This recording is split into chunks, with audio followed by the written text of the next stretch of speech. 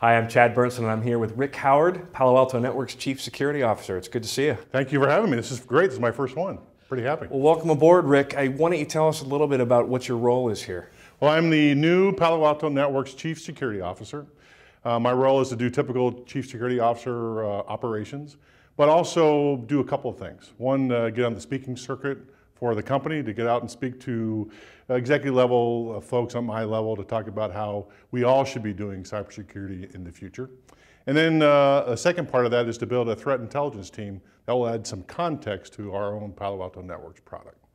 And you're relying on a lot of a range of opinion and lots of good data. And, yes. Certainly what you're hearing out there, and it's been a really interesting year as far as cybersecurity topics. What's top of mind as we close out 2013? Well, I mean, that's why I like this job anyway, because it's always going to be exciting. There's always something new popping around. And there are 1,000 new, here's the predictions for 2014 based on 2013.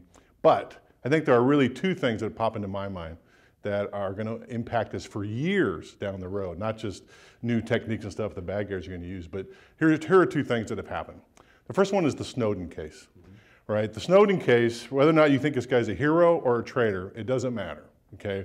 What he has done is be able to do insider trading, insider threat, and take documents out of an organization and publish them to the press.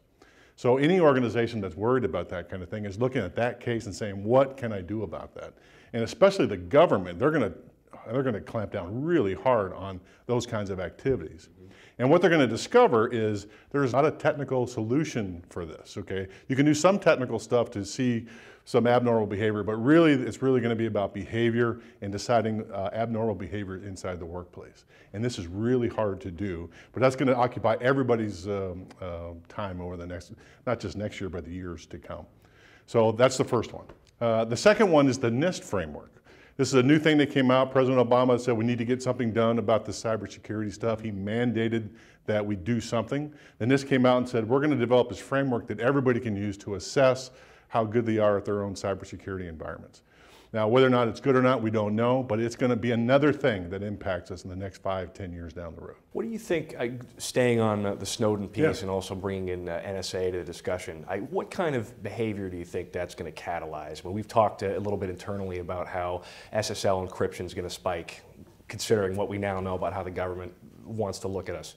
Well, I think it's going to change the behavior of everybody, not immediately, but what it's bringing to light is that, you know, we just kind of let it go, that we assume that they're not going to use it for bad purposes. What I think that's going to mean for the general populace is that we're all going to learn how to be more secure with our dealings on the internet. We're going to learn how to encrypt our own stuff. We're going to learn how to be more secure, only because we're worried about that kind of a thing. And in the long run, I think it's going to be this national conversation about what we want our intelligence organizations to be doing on our behalf, and what we want them to do. So it's going to be very interesting to see how that goes in the next decade or so. On the NIST piece of it, I mean, there's obviously a lot of challenges with folks who say, well, you know, what good are these types of standards? There's still too much data to come. Is it too early for something like NIST? Is NIST what we need right now? I don't think it's too early, and I think the effort is really laudable that they're trying to do it. But what it means is because it's NIST, we're going to be, organizations, every commercial organization is going to be saying, well, how do I compare on the NIST framework, right? So regardless if you like it, whether it's good or not, we're going to be dealing with it for the near future.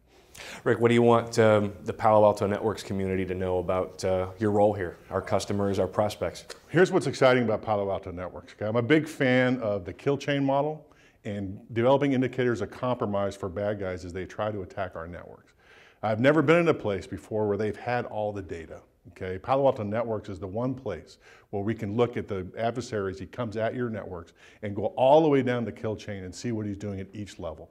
I'm very excited to be here to get that data and to see what I can see and make some sense out of all that. Rick Howard, I appreciate it. Thank you, sir. Appreciate it.